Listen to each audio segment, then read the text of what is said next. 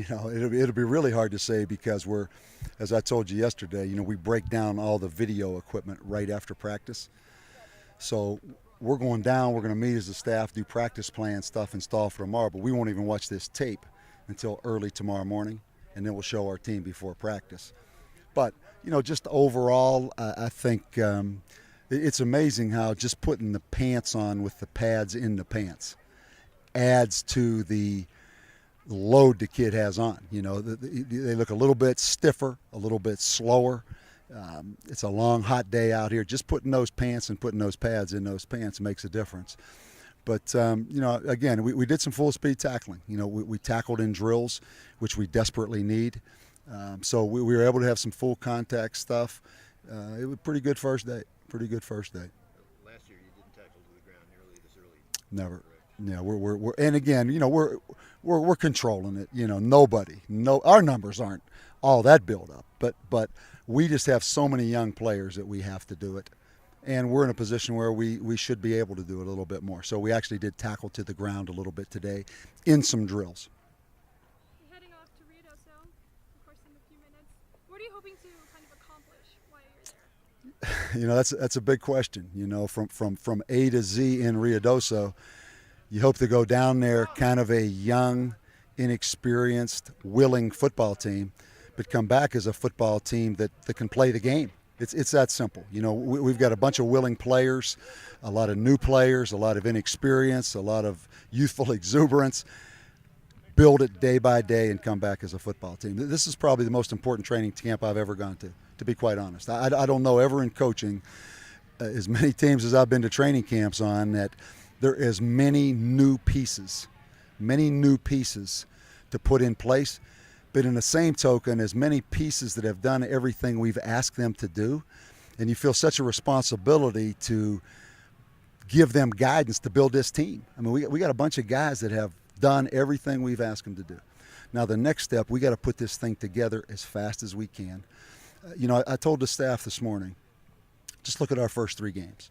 We play UTSA right off the bat.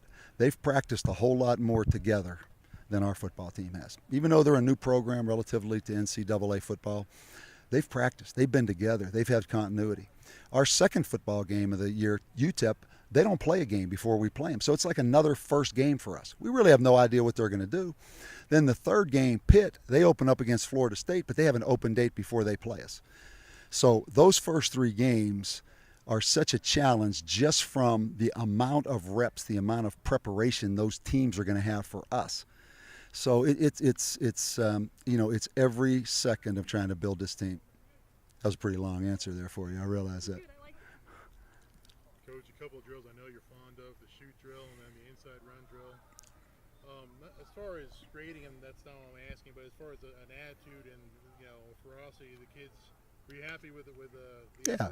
Yeah, I've been happy with that 100%. And you're always going to have peaks and valleys. You can't come out here every day and go for 3 hours basically without there being some lower moments and some higher moments. So you try to judge the totality of it. Yeah, I'm totally pleased with the attitude and the effort and the enthusiasm. And again, that's why you feel such a responsibility to have a plan in place where if these guys keep doing what they do, they can be rewarded for that. For the number of kids that we haven't seen in pads yet at the university, whether they be JUCO transfers or freshmen, what were your general impressions of the new kids to the program and seeing them go up against them? Too early. It's too early to single any one guy out. Damian Gamblin, I will single out just because he's a young wide receiver that comes in here. He's obviously been coached, comes with a very good program in Mesquite, Texas. He's going to play for us. You can see that right off the bat. The other young receivers, Jalen Judkins, Tyler Duncan, they're pretty mature guys, and they've been coached up a little bit. Looks like they'll have a chance early. As I said, I wasn't going to evaluate them, but you got me going a little bit there. Anything else? Switching gears a little bit, Crusoe Gongbe, of course, you got a lot of running back talent. So what sets him apart?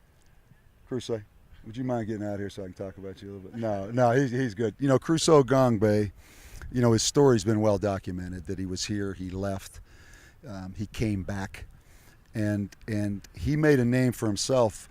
Since the moment he's been here, he's been a pleasure to be around. He's one of the most coachable guys. He's the hard-nosed physical football player, made his name on special teams last year, has improved with his knowledge of the offense, and he's going to get to touch the football this year. I mean, he's a powerful back. He's a good change-up, but most of all, his mom is one of my favorite people, and I'm really glad Crusoe's back in this program. He's been a joy to be around. Okay?